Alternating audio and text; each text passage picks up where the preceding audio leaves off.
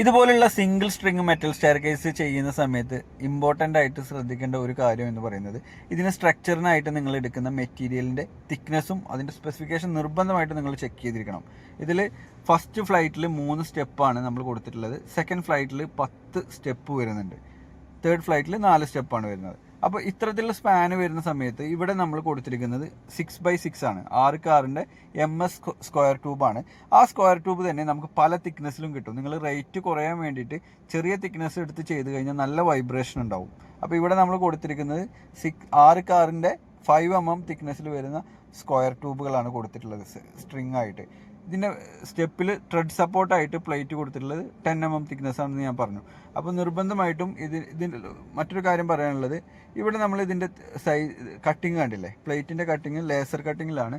പക്ക finishing cutting ആയിരിക്കും കേട്ടോ. Thickness 10 mm ആണ്. സിംഗിൾ സ്ട്രിങ് ചെയ്യുന്ന സമയത്ത് നിങ്ങൾ നിർബന്ധമായിട്ടും 10 mm തിക്നെസ്സിൽ എടുക്കണം എന്നുള്ളത് നിർബന്ധമാണ്. അതിൻ്റെ ലെങ്ത്ത് സ്റ്റെയർ കേസിൻ്റെ വിടുത്ത് 120 ഒക്കെ വരികയാണെങ്കിൽ 12 mm തിക്നെസ് വരണം. ഇവിടെ 100 cm ആണ് ടോട്ടൽ വിടുത്ത്.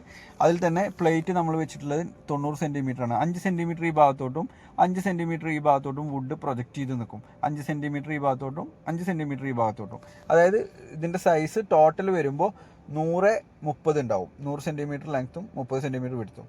അത് എല്ലാ സൈക്കിളും നമുക്ക് അത്തരത്തിലുള്ള സൈസ് കിട്ടണമെന്നില്ല. എങ്കിലും 25 cm-ക്ക് 90 cm ആണെങ്കിൽ 15 cm-ക്ക് 80 cm ആണ് പ്ലേറ്റിൻ്റെ സൈസ് വരുന്നത് കേട്ടോ.